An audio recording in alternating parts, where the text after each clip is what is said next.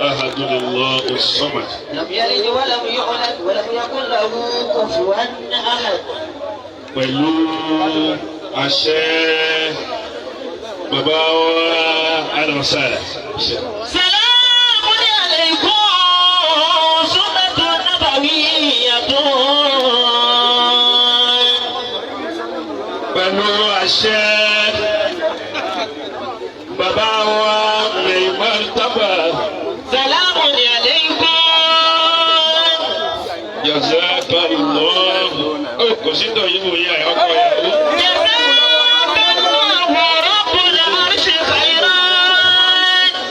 Ìsọdí wò lọ́wọ́ ni. Mọ́nítọ̀ yìí wò báwo lẹ̀ wá wá sí lónìí máa lọ tún sí kúkú.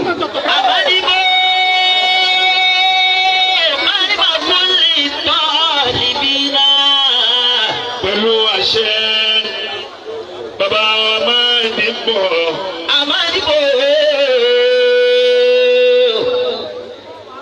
Wọ́n ní kí n máa kí bàbá wa àgbàlagbà tí wọ́n wọlé.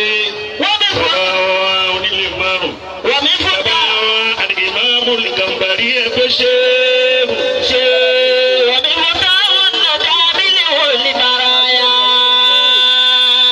Pẹ̀lú àṣẹ bàbá wa máa ń dìbò àtàṣẹ bàbá wa ní Gambari. Wọ́n ní kí n máa kí bàbá wa Al-Alori ní kalẹ̀.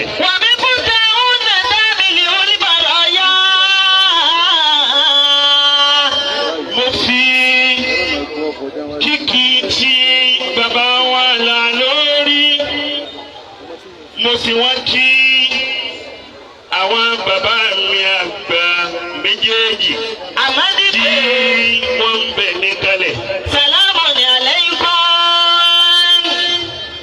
Bàbá Sunnatun nabawiyyatun. Al-Imamu Adéọlá Aṣíwájú. Sunnatun nabawiyyatun. Bàbá wa Màlẹ́. Sunnatun nabawiyyatun. Bàbá wa láti Bauchi. Salamu alaykum. Sheikh Tahir Bauchi Alausan. Sunnatun nabawiyyatun. Alfa wa àgbà. Maulana Habibu la yuqasu bihi Habibu. Mudirul ilmi fakharu salihin. Ibi tí a bá ti rí Maulana Sheikh Habibullahi Akiwumi àti ní bàbá wa lágége bàbá wa Mudiru ní Maki.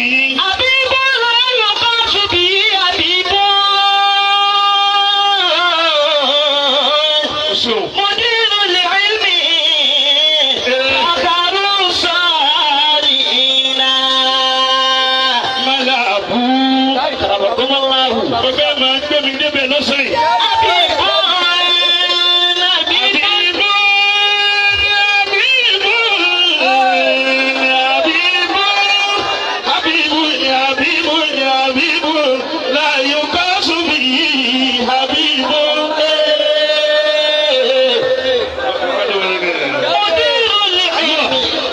Bá gba ti ṣé wà bí ibò ó ní ọmọ ẹni tí ó gbẹ̀yìn wọn náà. Gbẹ̀yìn tó kò máa gbọ́. Bàbá wa Mádìbò ní kí bàbá. Mudirul ilmi. Kẹ́mi ọ̀la wọn pọ̀ sí. Fakaru sadiqina. Mo kí bàbá wa ó lè márùn. Salamu alaykum. Maulana Sheikh Abdul Qadir. Sunnatun nabawiyyatun. Mo kí Ashimul Ghazi. Sunnatun nabawiyyatun.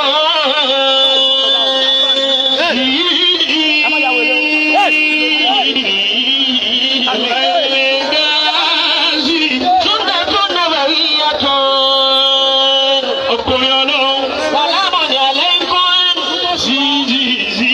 Sunnatun nabawiyyatun. Nígbà mo dákọ̀ bàbá wa bí kò ní ṣe ọjà wà bí ọjà o. Sunnatun. Wọ́n máa máa dákun ẹni tí ò ní jáwó fún ọ tí ó máa jẹ́ gbà fún ẹ. Àbíbọ́n láyò kọ́tù bí àbíbọ́n. Sí mọ̀lẹ́ dáàsì. Mọ̀dírù lè ilmi. Gbogbo ẹ̀ ní funfun pèpèpè. Mọ̀dírù lè ilmi. Ní tí ń funfun ń funfun ń funfun. Mọ̀dírù lè ilmi. Bàbá ọ̀rọ̀ ìlà. Mọ̀dírù lè ilmi. Bàbá ọ̀rọ̀ ìlà. Pẹ̀lú àṣẹ bàbá wa máa ń dìbò. Àbíbọ́n. Sọlá àrà pẹ̀pẹ̀. Láyò kọ́tù bí. Bàbá wa Mufassiru àgbà. Àbíbọ́n. Ẹgbẹ́ ṣe é. Salamu alaykum. Bàbá wa Sànú Ṣéhù. Sunnatun nabawiyyatun. Sànú Ṣéhù. Sunnatun nabawiyyatun. Mo ti jíṣẹ́ yín fún bàbá Mádìwò. Ijabatuhu. Mo ti jíṣẹ́. Kódà lágbàkà ẹrù lágbàkà don testifies. Faridun ala kulli muslimin. Kẹ́mi ọlọ́run kò dáadáa. Salamun alaykum. Bàbá wa Sànú Ṣéhù. Àwọn aṣáájú dáadáa. Sunnatun. Gbogbo aṣáájú tí ò bá ti ní èrò rẹ̀ fọmọ lẹ́yìn. Ọmọ tiẹ̀ náà máa dààmú ni. Sunnatun nabawiyyatun. Ọmọ bàbá Lágége, bàbá wa tí ń bẹ̀rẹ̀ gbé bàbá wa Sànú Ṣéhù. Ijabatuhu faridun. Bàbá wa tó yáyì. Ijabatuhu faridun. Yáyì ẹ̀ ń bẹ̀ ń bẹ̀ gan. Ala kulli muslimin. Ọkùnrin ọlọ́run tí ó máa wọ àtàrí gbogbo ẹni tó bá níbò ní ti Kùránì bò bẹ́ẹ̀ ni kó lè bẹ̀ tí wọ́n. Ijabatuhu faridun. Bàbá wa máa dìbò ní kí ní kí bàbá wa táìpẹ́ yìí lágbàdo kí bí bàbá wa Ìmáàmù Zóòrì. Ala kulli muslimin. Bàbá wa Dr. Shuaib. Salamun Èyí alaykum. ọlọ́run. Bàbá wa Al-Kankawi. Sunnatun nabawiyyatun. Bàbá wa Ìmáàmù Gàmbàrí. Bàbá wa Al-Kankawi wá mi wá ní ìjọ ní. Sunnatun nabawiyyatun. Wọ́n fìfẹ́ hàn púpọ̀. Salamun alaykum. Òṣì ni wọ́n afáà tó pèsè ọlọ́run lọ́wọ́. Òṣì ló ń ṣe tó ọba ti nífẹ̀ẹ́ ọmọlàkejì ẹ̀. Salamun alaykum. Òye fún ọmọ pẹ̀lú àfáà rẹ̀ kó ọmọ pẹ̀lú ní nǹkan mi. Wa maka. Ọmọ pẹ̀lú ní ìdó dájú àfáà tó ìjẹ́ lọ yìí tó. Wa maka Muhammadin khuliqan wa khalqan. Bàbá wa Al-Kankawi wọ́n kọ orin náà ó kú háyà fún mi. Atalla. Fakana ishraqul ayati. Mo kí Mọ̀fàlùtì. Ẹni tó bá ti kó wa jẹ a máa kó ẹ jẹ. Tó bá ti kó wa jẹ àwa tó máa flush ẹ̀dà lórí ẹ̀ òpin. Mọ̀fàlùtì. Bí táwa ti ń gba dọ́là ni wọ́n pe ẹjọ́ wèrè. Mọ̀fàlùtì. Mo ti wọlé ní Mọ̀fàlùtì ti wá pàdé mi. Man akrama akramahu Allah. Allahu ayatakum. Tẹ́bá rẹni tí bá máa pọ́n yẹn lé ẹni àpọ́nlé ni. Maka Muhammadin. Tẹ́bá rẹni tí máa wò bí ojú àsákàrí. Maka Ẹlòmí ẹ̀rí ní olóhùn orí ẹni ikú ti bá a sínú. Muhammadin. Ọlọ́wọ́ ká abẹ̀rù gbogbo yín. Tọ́lọ́hún ti ṣe ló ti ṣe títí ń bá mi lọ. Khuliqan wa khalqan. Ṣé ìdè wáyé ọ̀sìn? Atalla. Fakana ishraqul ayati. Mọ̀fàlùtì mo kí í púpọ̀. Alayhi. Ẹsẹ̀. Salatu rabbi. A'adat. Shifa'un likawni ayyara. Salati. Pẹ̀lú àṣẹ bàbá mi ní Gàmbàrí náà ni. Shifa'un likawni ayyara. Salati. Gbogbo àwọn èèyàn ńláńlá ń bẹ ń bíbá yìí tó pọ̀. Wa maka Muhammadin khuliqan wa khalqan. Ṣíṣe. Atalla. Bẹ́ẹ̀ bá ṣe nǹkan lọ́dọ̀ tí ń jẹ́ ọ̀bá jẹ́ lẹ́nu wá fọ́dọ̀ àwọn ṣíṣe yìí wọ́n ṣe yóò dé. Fakana ishraqul ayati. Mo kí àlùfáà wa àdúrà gbà ní kalẹ̀. Alayhi. Bàbá wa tàtà sọ̀rọ̀ sọ̀rọ̀. Salatu rabbi. A'adat. Àlùfáà wa ọlọ́run dákun. Alayhi. Dákun dákun. Dákun dákun. Dákun dákun. Dákun dákun. Dákun. Yorùbá ànábì Muhammad wa. Ayatollah. Wọ́n wá ní orí kí. Bàbá dúdú. Bàbá dúdú dàtí. Ọlọ́run dáàbò.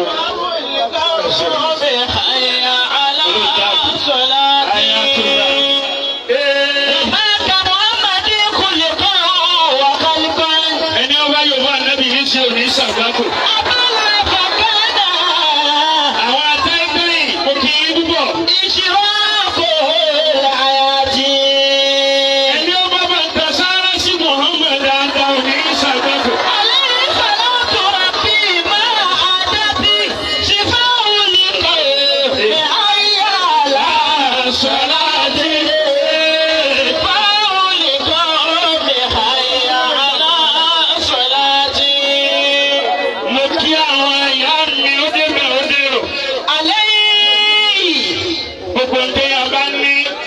Tí ò bá ti bí ẹ̀yin ìyá wa, àbòjẹ́ jẹ́ kó epo ní. Salatu rabbi ma a'adat. Gbogbo obìnrin tẹ bá rí tí ń dán tí ń dùn tí ń dá fún òsè dáadáa tó lé ní. Shifa'ul kawni.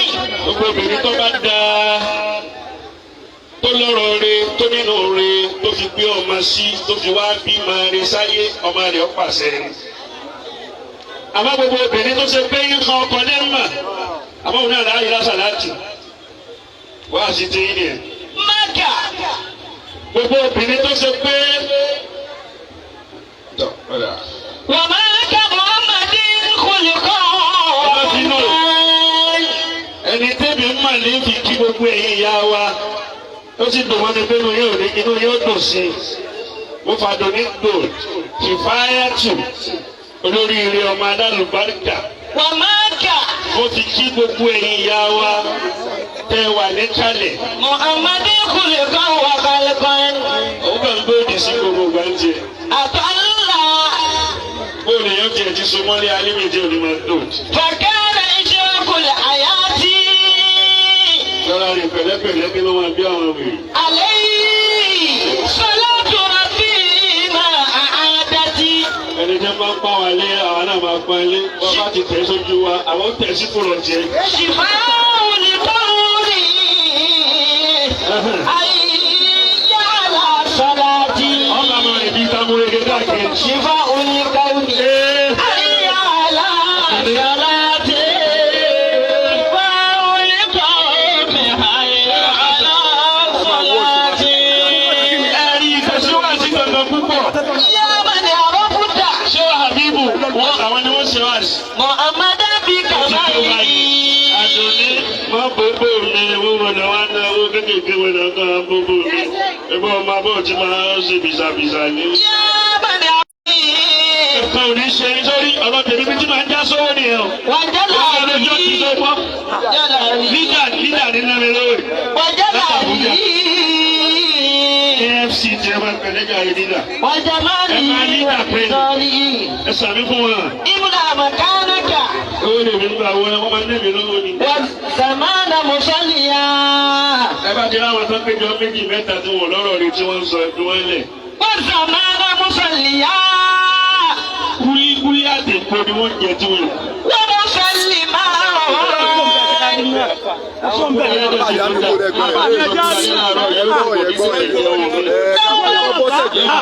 Alayhi wa alihi. Àdébí à ń jẹ ìtẹ̀ ìkújẹ́. Ya man salakitum. Na'adahu sabilahu. Wàláyé àwọn alábòsí Obama náà ro dáadáa o. Sọ́ni fún ọgbọ́n ni wọ́n ní parabalẹ̀. Àwọn dàbàrí ẹnìkan ní mo ti máa ń tẹ̀ sí àwọn èèyàn púpọ̀ ni mo ti ní tẹ̀. Wọ́n máa tún tẹ̀ sí mi ní kọ́kọ́. Ya man salakitum. Na'adahu. Bọ́lá bẹ́ẹ̀ mi ò tí sọ̀rọ̀ lẹ́nu kan wọ́n ń dà á mọ̀ mi. Wa sabilahu. Kòkòrò àti ìdóní oúnjẹ lórí ìgbà. Sallu alayhi wa sallimu. Ẹni ó bá yóò fún ànábì sọ̀rọ̀ lọ́kọ̀ ọdún láyé òtítọ́. Gbogbo ìgbàwò sí fìlà ńlá yìí yóò padà gbà lẹ́yìn fa. Sallu alayhi wa sallimu taslima. Yóò máa da sí fáwọ̀ sí fìlà. Kullu habibi. Ẹ̀sìn wọn kú náwó. Kullu qulubi. Ila al-habibi tamilu. Ẹni ó bá yóò fún ànábì dáa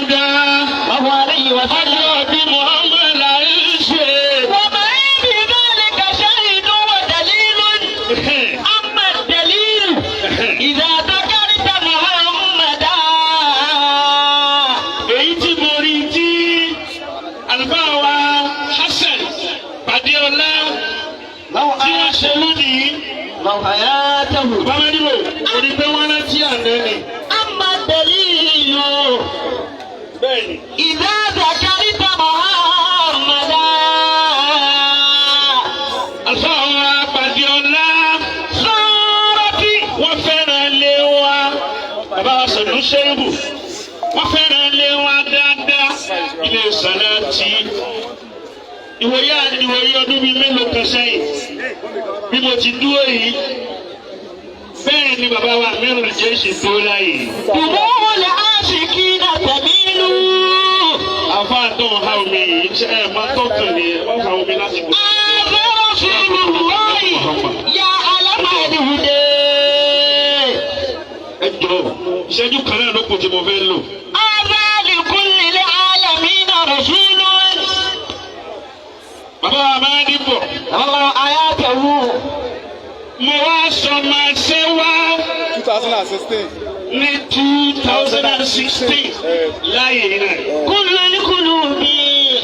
ṣé wàá kí wùmí ọmọ ṣẹ́ mo ṣe wáyà yìí wọ́n já lẹ́sìn ẹgbẹ́ tí mo dúró sí náà lọ bàbá mi dúró sí ibi tí wọ́n jókòó sí náà.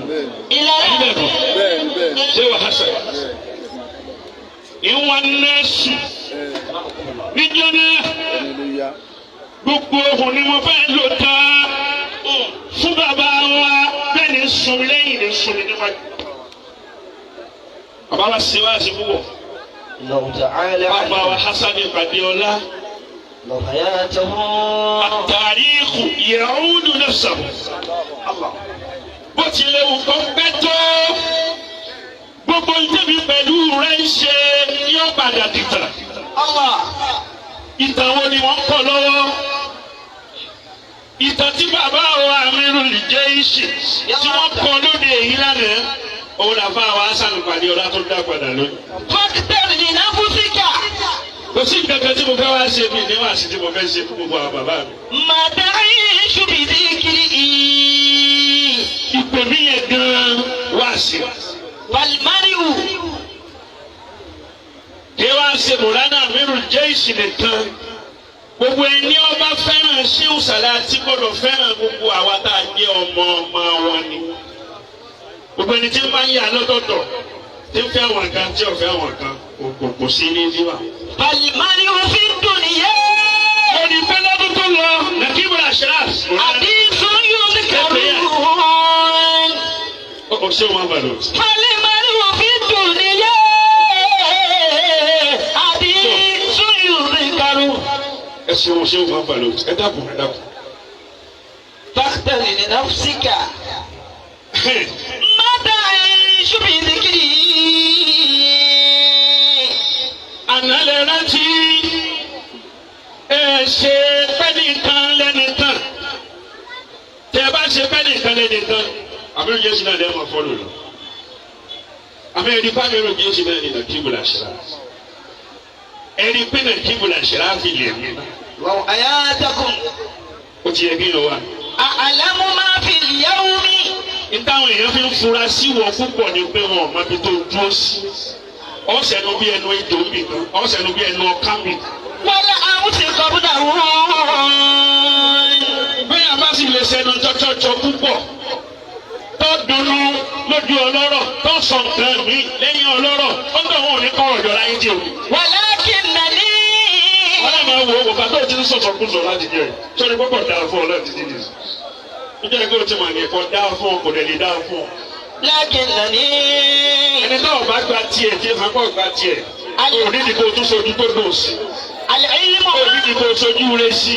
yàrá mà kó lórí burúkú tó gbẹ́ ní gbogbo pílò ní ọ̀ ولكنني má sori ire ní ọ̀sán ọmọ sori ibu àwọn bàtúrò náà mẹ́ta yìí. العلم àbáwá Hasan Ìpàdéọlá الله حياته. ìtẹ́ sínú الحمد لله. kò sí ìtẹ́tẹ́ rí ìtẹ́ sí lónìí ẹ̀rántí ìgbẹ̀ta ẹ̀rántí àná gbogbo ẹni ọba gbàgbé àná ó gbàgbé àwọn olóore dàda náà torí oore tó lọ ṣe fún lónìí torí rí oore gbogbo tí ó ṣẹ́kù fún lọ́la.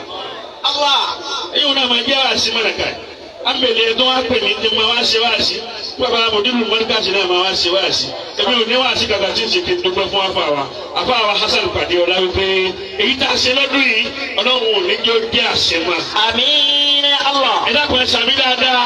آمين يا الله. tó o bá ní wáàsí wo lọ̀tẹ̀ ṣe sọ pé wáàsí tí mo ṣe náà ni wípé àfáàwà Hasan Gbadéọlá ó gbàgbé àná torí ojú ibi tí wọ́n ń lọ tẹ́ ń kàn wọ́n. Gbogbo àwọn ọmọ yẹn tí wọ́n jòkó yìí sẹ́yìn lè rí wọn kó jọ lẹ́ẹ̀kan náà wọ́n ti kó wọn jọ. Ìwà ní jẹ́ bẹ́ẹ̀ gbogbo ẹni tí ọba ti ní wà yóò máa wá nǹkan ẹni tí kò ní rí. Ayakumullah. Ẹni tí wàá bá ti sọdún fún kò ní rí nǹkan rẹ̀ láyé tí ó kọjọ. Ẹ̀yà níwà bàbá la tẹ̀lé ànẹ́bì tàbá la sọdọ̀ òbí ànẹ́bì tàbá ń dé fìlà táwọn fìlà táwọn ní agbádá táwọn gbogbo ẹ̀. Ẹ jẹ́ kí wà ànẹ́bì nùún wọn kọ́ lẹ́mìí wà má.